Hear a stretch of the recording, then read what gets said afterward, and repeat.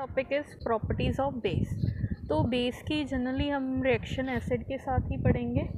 तो बेस की physical properties हमने डिस्कस की थी कि बेस जो होते हैं that is bitter in taste. तो ये जो होते हैं बेस, ये turn red litmus to blue, red litmus को ब्लू में टर्न कर देते हैं।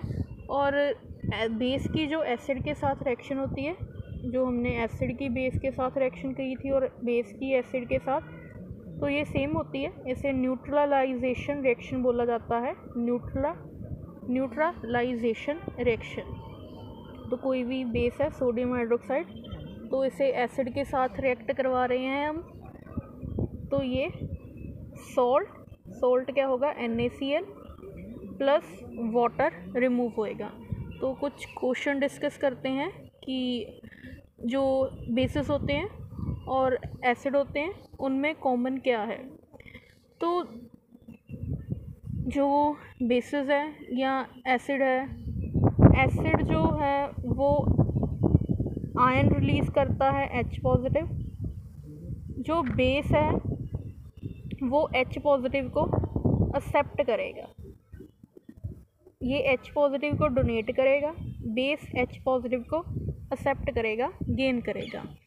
तो नेक्स्ट क्वेश्चन ये आता है, जो ग्लूकोज होते हैं, ग्लूकोज इज C6H12O6 और alcohol C2H5OH and sugar is also C12H22O11। काफ़ी टाइप्स की शुगर्स होती हैं।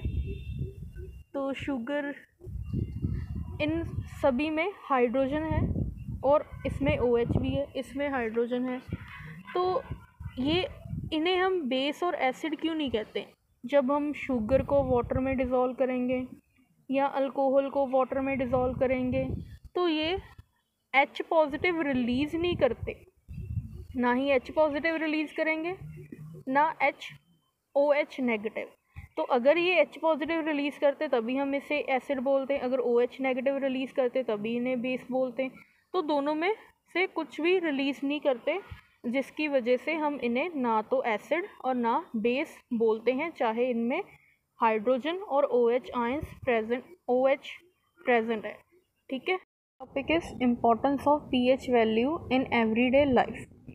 तो जो फर्स्ट है, जो हमारा स्टमक है, जैसे अगर हम कोई ज़्यादा खा लेते हैं, फास्ट फूड ज़्यादा खा लेते हैं तो एसिडिटी हो जाती है।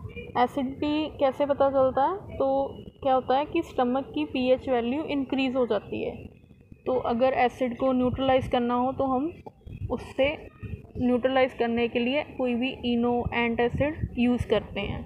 तो pH वैल्यू से पता लगता है कि जैसे हम कहें कि ज़्यादा एसिडिटी हो गई है, उसे न्यूट्रलाइज़ करने के लिए एंटासिड यूज़ किए जाते हैं। सेकेंड वन इज़, अगर हमारे जो टूथ डिके का कारण होता है, जैसे मतलब किसी के दांत गिरने शुरू हो जाते हैं, टूटने शुरू हो जाते हैं, टूथ डिके का मेनली ख़राब होने शुरू हो जाते हैं। टूथ डिके का मेनली कारण होता है कि pH जो है वो इंक्रीज़ हो रही है। जो हम टूथपेस्ट अगर यूज़ कर रहे हैं उसकी वजह से pH शायद उसमें ज़्यादा हो, इंक्रीज़ हो उसकी वजह से। तो नॉर्मल जो pH होनी चाहिए दैट इज़ 5.5।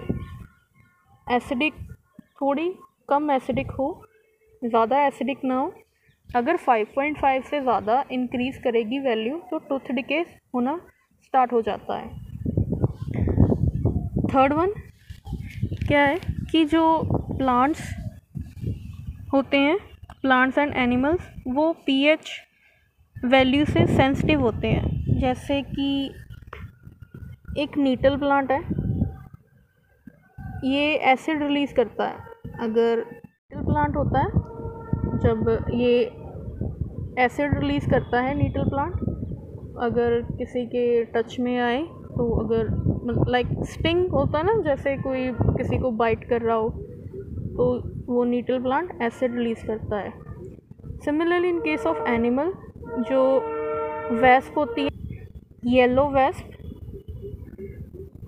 जो पीली भुंडी कहते हैं जिन्होंने पंजाबी च आपां येलो वेस्प, तो जब येलो वेस्ट स्टिंग करती है तो वो अपने स्टिंग के साथ एसिड रिलीज़ करती है हमारी बॉडी में, जिसकी वजह से हमें बर्न होता है और स्वेलिंग हो जाती है इस पार्ट पे। तो अगर येलो वेस्ट स्टिंग कर रही है तो उसके बाद अगर हम बेकिंग सोडा अप्लाई कर लें वहाँ जहाँ पे स्टिंग किया हुआ है, बेकिंग सोडा जो होता है वो बेस होता है, बेस इस एसिड को न्यूट्रलाइज कर देगा, जिसके वजह से जो हमारे स्वेलिंग हुई है या पेन होएगी वो कम होएगी अगर हम बेकिंग सोडा अप्लाई कर लेते हैं।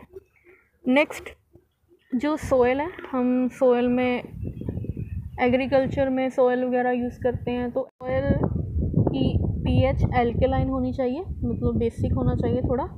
अगर सॉयल एसिडिक हो जाती है, अगर पीएच हम चेक करें तो वो 7 से नीचे आए, तो उसको न्यूट्रलाइज़ करने के लिए, पीएच को एल्केलाइन करने के लिए हम लाइम वाटर ऐड करते हैं। तो ये कुछ इम्पोर्टेंस थी पीएच वैल्यू की एवरीडे लाइफ में। Thank you for watching.